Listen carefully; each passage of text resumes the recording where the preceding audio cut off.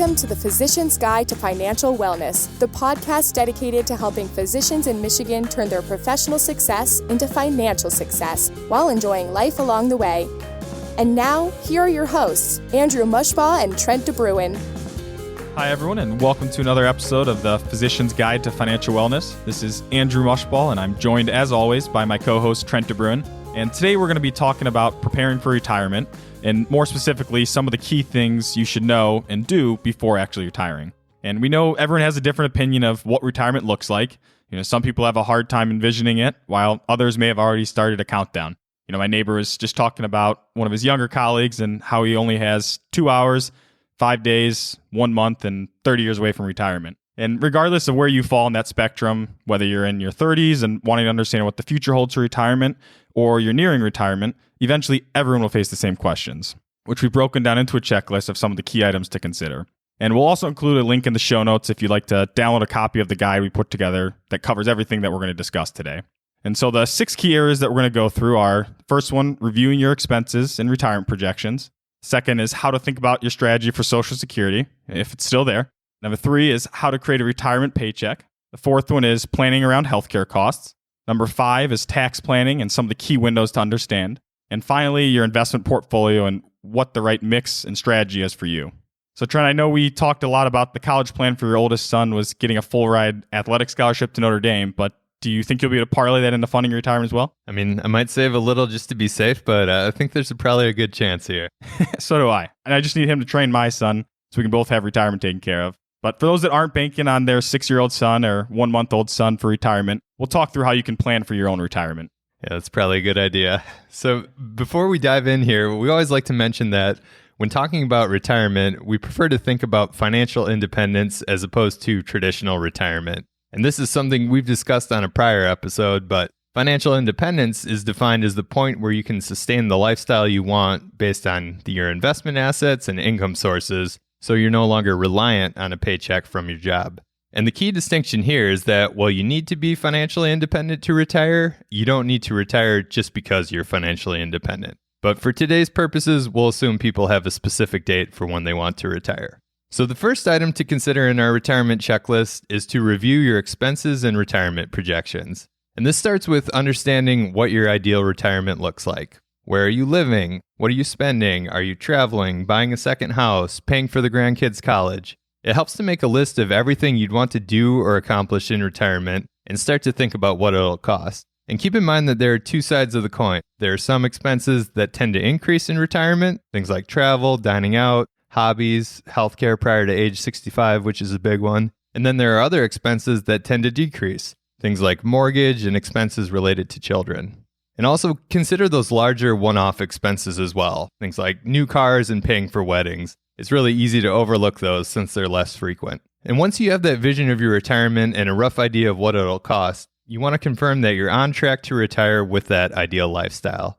So take a look at what you've accumulated so far in terms of your investment assets, things like 403b, 401a, 457b, 401k, IRAs, taxable accounts, and also what you're saving each year. And project that out into the future to your target retirement to see where you stand and whether you're on the right path.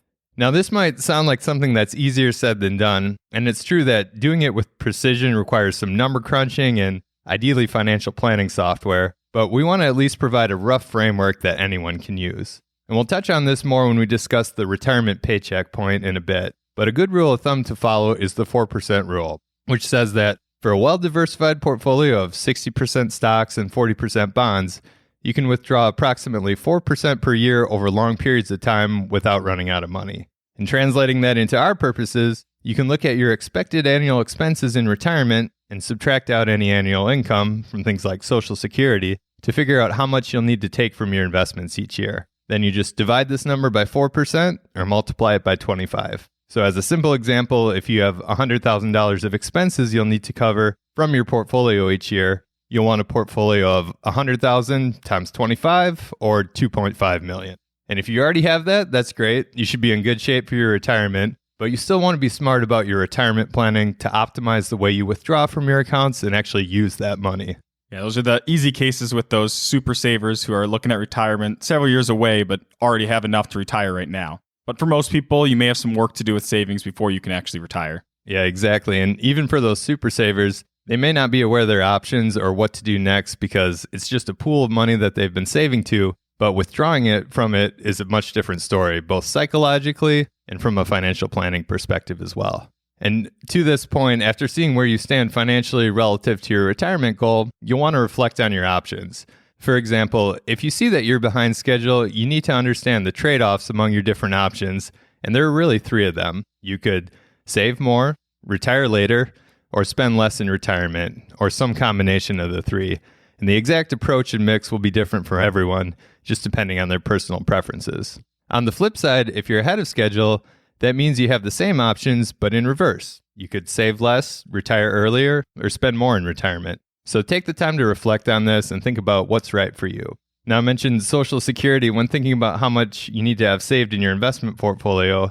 And for many people, Social Security is a material source of income in retirement. So let's talk a little bit about how we should think about Social Security. Sure. I think a good starting point is to discuss exactly what Social Security is. But before I do that, I have to mention that there is always talk about Social Security going away if we continue on the same trajectory, because the Social Security benefits that are being paid out are more than the income that is coming in, which this problem has been discussed for years because people are living longer. So that means there are more benefits being paid out than were initially projected. However, before people get overly worried about their benefits, it's important to note how many small changes can greatly expand how long the Social Security fund will last, which eventually will have to be discussed. But like anything else, you want to be aware of the issues, but not be overly conservative and assume that Social Security will go away when you're thinking through your own retirement. And Social Security in a nutshell is a fund that during your working years you pay into, and then in the future when you retire, you eventually get a benefit based on how much you paid in. And the Social Security benefit you'll get varies depending on your work history, but there is a cap for both how much you pay in each year and also the eventual benefit that you'll get, or at least be eligible for. And for physicians, based on your income, you'll get the maximum eligible benefit because you will have paid in the maximum amount throughout your career. And I'll talk about this more in a second, but everyone has options of when they can elect to claim Social Security after the age of 62. So to give you an example in actual dollar amounts, the maximum benefit in 2020, based on taking Social Security at a full retirement age of 67, is $3,011 per month, or $36,132 per year. So after you know exactly what Social Security is, the next step is to understand your options for collecting your benefits. And several years ago, there were a lot more strategies or ways you could claim Social Security, and you could take advantage of some of those nuanced strategies. But the claiming strategies have been reduced, which makes things more straightforward. Now, the earliest that you can collect your Social Security benefits is at age 62. But in almost all situations, we would recommend against that unless you had a severe health issue, because you'll have a reduced benefit for starting to collect your Social Security benefits that early at age 62, and you'll lock that lower benefit in for the rest of your life. And so the goal is to avoid locking in a permanently reduced benefit, which you can avoid by delaying collecting your Social Security at least until your full retirement age. And your full retirement age is the point at which you're eligible to get your full benefit. And to make things a little more confusing, not everyone has the same full retirement age, but for anyone born after 1960, your full retirement age is 67. Now, starting to collect your Social Security at your full retirement age is better than age 62 because you at least get your full eligible benefit, but not everyone is aware that you can actually delay taking benefits until age 70. And so the logical next question would be, well, why would I do that? And the reason you'd want to consider delaying collecting your Social Security benefits until age 70 is because each year you delay, your monthly lifetime income benefit goes up by 8% per year for the rest of your life, which is a great guaranteed return to have. And so using my earlier example, at age 67, you could have $3,011 per month, but if you wait until age 70, it would be $3,790 per month, or $45,480 per year. So you lock in an extra $800 per month for the rest of your life by delaying taking your benefits until age 70. And what I just went through is looking at your own benefits, but there is another layer added to Social Security planning if you're married. If your spouse is working, then you'd follow a similar process that I just discussed to understand what your spouse's benefits are. But for spouses that didn't work enough to qualify for their own Social Security benefits, they are at least eligible to get half of your benefit at full retirement age, or the benefit based on their working career, whichever is higher. So if your spouse wasn't working, with most physicians getting that maximum benefit, your spouse would be able to collect at least $1,500 per month, or roughly $18,000 per year as well, based on what you paid in over the years. And so after you know what options you have, the next step is to figure out what's the best strategy for you. And this is where planning comes into play, because the right strategy for you depends on your overall situation. But you can run a simple break-even calculation to at least help with the decision of what's that best strategy. And if you took your benefits as early at age 62, you'd have more years collecting payments, but the longer you live, eventually you're worse off because you get a smaller benefit relative to if you waited to start collecting a higher benefit at full retirement age or age 70. And so if you delayed until age 70 versus full retirement age, then typically it's about age 78 or 80 before that decision of delaying means you were better off or you broke even relative to claiming benefits earlier. And when you're planning your Social Security strategy with a spouse, there's an additional benefit to delaying Social Security to get that higher benefit, because when you pass away, your spouse gets to keep the higher of either your Social Security benefit or their benefit, whichever is higher. And lastly, the other benefit of delaying collecting Social Security, which we'll touch on a little bit more later, is that it opens up more tax planning strategies in addition to that higher lifetime benefit. So we've talked about your investment portfolio and income sources like Social Security, but for many people, the question is how to actually use these to pay for your retirement. So we'll move on to the third item of our retirement checklist, which is creating your retirement paycheck. And the way to think about it is exactly how it sounds. During your working years, you're used to getting a regular paycheck, either bi-weekly or monthly. But in retirement, that paycheck goes away, so you need to replicate it using your investment accounts and income sources, things like Social Security. And it can be overwhelming thinking about how to use your various investment accounts in retirement to fund your lifestyle, which is why we like using the paycheck approach, since it makes a pretty seamless transition from work to retirement, at least in terms of your monthly income. And essentially what you do is set up a recurring monthly or twice a month deposit from your investment accounts into your bank account to replicate the income you received each month during your working years. So what makes up this paycheck? As we mentioned, one part is your income sources, typically just Social Security for most people, which is paid monthly, although some people might also have income from part-time work or potentially even a pension as well. But the rest of your paycheck comes from your investment accounts. For most physicians, you'll have a mix of traditional or pre-tax accounts, Roth accounts, and taxable investment accounts. And these different types of accounts are all treated differently for tax purposes. So for pre-tax accounts, you pay taxes on the money when you withdraw it. For Roth accounts, no taxes are paid when you withdraw it. And for taxable accounts, you get preferential capital gains tax rates for long-term gains. So because of this, you can be strategic about the way you withdraw from them when creating your paycheck in order to minimize the taxes you'll pay. And to give an example of how this looks in practice, let's say you know that you need $120,000 per year to fund your lifestyle, and we'll keep the number simple and say a married couple gets $50,000 a year from Social Security. So that leaves $70,000 left that you need to withdraw from your investment accounts each year, or around $6,000 per month to complete that retirement paycheck. And like we mentioned earlier, you want to make sure it's a safe withdrawal rate, so around 4% or less of your investment portfolio value. But for the purposes of this example, we'll assume that it is. So in simple terms, just to tie it all together, you take your annual expected expenses in retirement minus your income sources to get what you'll need to withdraw from your investment accounts each year to complete your retirement paycheck.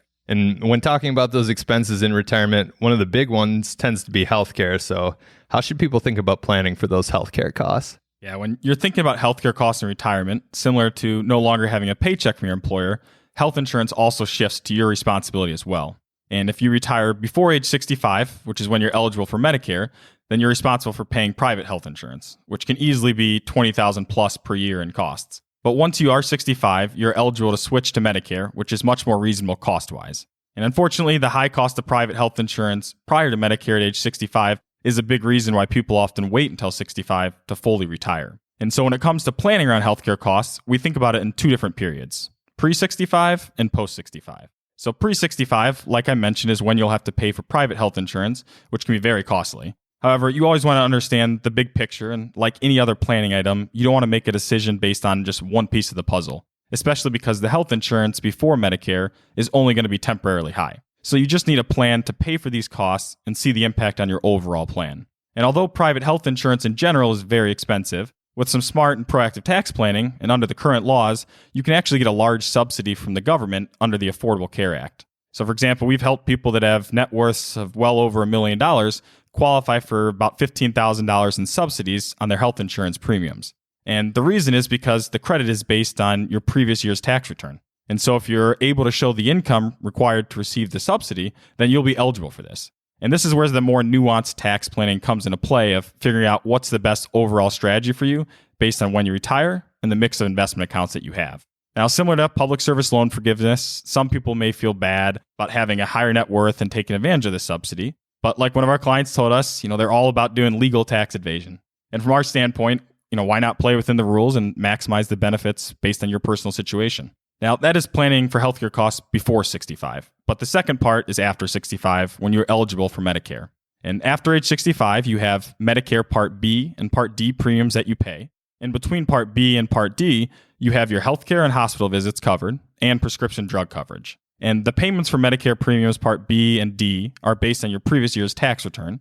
And the combined cost of both tends to be somewhere around $200 to $300 a month for most people. However, you should be aware that if your income does exceed certain thresholds, the amount you pay in monthly premiums increases as well. But those premiums you pay are just to have the prescription drug coverage and healthcare coverage. On top of that, there are also out-of-pocket costs that you're responsible for as well, which is similar to your health insurance while working. And so to bridge the gap for those out-of-pocket costs, the other step is adding a supplemental policy, or it's called a Medigap policy, which essentially this just helps to cover the out-of-pocket costs that you have. And so you pay a premium of a couple $100s a month, and then essentially you're fully covered for all your healthcare costs between Medicare Part B and D premiums and that Medigap policy.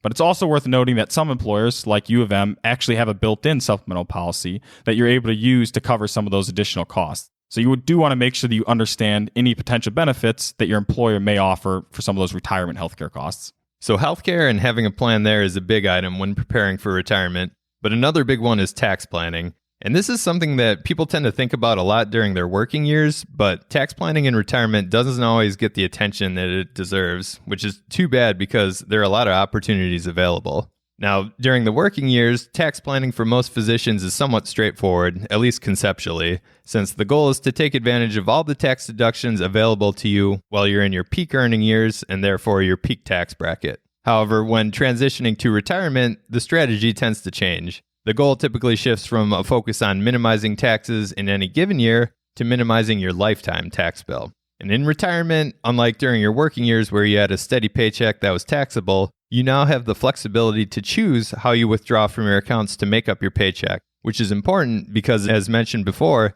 different accounts have different tax treatment. And for most physicians, you'll likely have some money in Roth accounts and taxable accounts, but the bulk of your retirement savings will be in pre-tax IRAs and employer retirement plans, things like that 403B, 401k, 401a, or 457b. And while you could likely go several years with paying a very minimal amount of taxes by spending down your Roth or taxable accounts, this usually isn't the best strategy because you're just punting a large tax bill into the future. The reality is that you want to focus on minimizing your lifetime tax bill over the next 20 to 30 years and smooth out your tax bracket and tax bill over those years. For example, you don't want to go from paying taxes at a 10% rate for a few years to suddenly having to pay taxes at a 32% rate for the rest of retirement. Rather, it's better to smooth things out and try to consistently pay taxes at a rate somewhere in between at, say, 22%.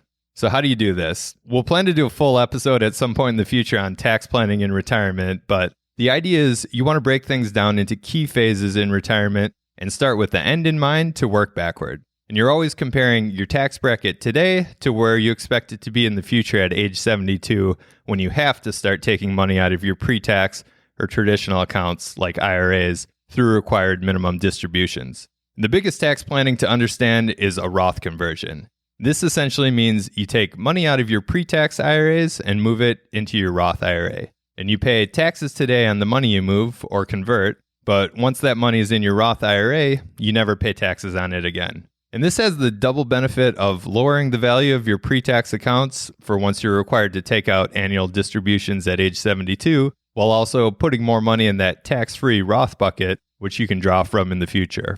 And the three key tax planning phases are from retirement until age 65, when you become eligible for Medicare, from Medicare until age 70, when you maximize your Social Security benefit, and then from age 70 until age 72, when you're required to start taking money from your pre-tax accounts. And after age 72, there's still room for tax planning, but at that point, the biggest window of opportunity has closed. So the main takeaway we want to leave you with when it comes to tax planning in retirement is don't miss the forest for the trees and make sure you focus on minimizing your lifetime tax bill rather than just paying less in taxes in any given year. So we've covered a lot so far, but there's one last item that we want to discuss when thinking about retirement, and that's investments. And this tends to be a big one because most people know they should probably be investing differently when they're age 60 and about to retire than when they're age 30 and earlier in their career, but they aren't exactly sure why or how. So what are your thoughts there?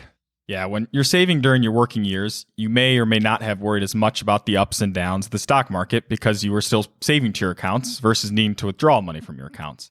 But for most people, as you get closer to retirement and you start thinking about withdrawing from your accounts, it becomes more top of mind. So thinking back to that retirement paycheck, if you know you needed $6,000 per month from your investment accounts, you want to understand how you can do that and if that $6,000 withdrawal can sustain you throughout retirement. And even if you know that $6,000 per month withdrawal rate is sustainable based on what you built up, the most common next question is, what's the right allocation of stocks and bonds for me? And the answer to that is unique to each person, which is why we give everyone their favorite answer of, it depends. And figuring out the right allocation is balancing what return you need to meet your goals and what can help you sleep well at night as well, which is why we call the retirement investment allocation you settle on as the SWAN portfolio, which is sleep well at night. And as financial advisors, we're not very creative, so you can cut us some slack there with that. But bigger picture, you should be thoughtful with your investment allocation mix of stocks and bonds. But it's also helpful to remember that even though you're retired, you still have 30 plus years most likely that you'll be investing for. So the changes don't need to be as dramatic as one may think. And you want to first start by understanding different buckets. The financial industry likes to talk about things in percentages, but if you're like most people saying, I have 60% in stocks and 40% in bonds with a $2 million portfolio, it doesn't really mean much in terms of understanding why that mix is or isn't right or what it really means for you. And so a better way to think about your investment allocation is by breaking it down into two different buckets. So stocks are your growth bucket to keep up your lifestyle with inflation over time, and then bonds are your stability bucket, or war chest, depending on how you like to refer to it, which provides a cushion during those inevitable periods when the stock market is down and where you can withdraw from. And the idea here is that you want enough in bonds, or your war chest, to allow you to withdraw from during those periods when the stock market is down, so that you can allow your stocks or that growth bucket to recover and grow, as opposed to having to sell from stocks while they're temporarily down. And we like to have between 5 to 7 years worth of living expenses in that stability and war chest bucket to ride out any of those volatile periods. So in the example of needing $72,000 from your investment portfolio, you'd want to have between $360,000 of bonds or $500,000. Of course, this is just a starting point, and there's no exact science here, and it's really a balancing act of figuring out the right mix for you. So first, make sure you have enough in that war chest of bonds, and then from there, you want to back into the right mix of stocks. If you've won the game, where you know your retirement plan is in great shape, you have more flexibility with how you decide your allocation. You may have more in bonds because you don't care about getting the higher return from stocks long term, and instead you'd be more comfortable seeing less swings in your account values on a day-to-day basis by having more in bonds. Or on the flip side, you may be comfortable having a little bit more in stocks because you want the higher returns that you can get by investing in them, and you aren't as bothered by the day-to-day fluctuations of the stock market. And this is why there is really no one-size-fits-all portfolio, and it's all about finding that right mix based on your comfort level and what's required to meet your goals. And lastly, when thinking about your investment portfolio, we always recommend avoiding getting too far into the weeds. The financial media always likes to get clicks from headlines, and they like to talk about certain strategies or nuanced ideas that retirees should be doing differently. For example, a common one is this idea of getting high income investments or high dividend paying stocks because that's guaranteed money coming in. But don't miss the forest from the trees here, and you want to focus on the total return of any investment, which is both the income from dividends and interest, but also a bigger component is the actual growth of your underlying investments.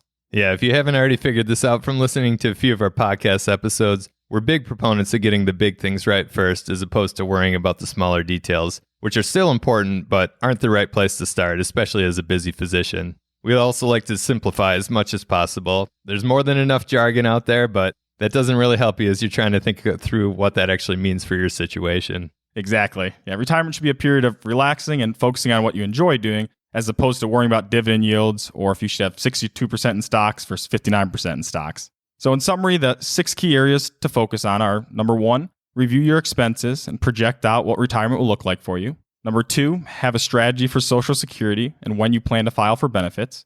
3, understand what will make up your retirement paycheck. Number 4 is know what your healthcare plan is both before and after Medicare. Number 5 is focusing on minimizing your lifetime tax bill and understanding what some of those key windows are. And lastly, create your SWAN investment portfolio and figure out what that right mix of stocks and bonds are for you.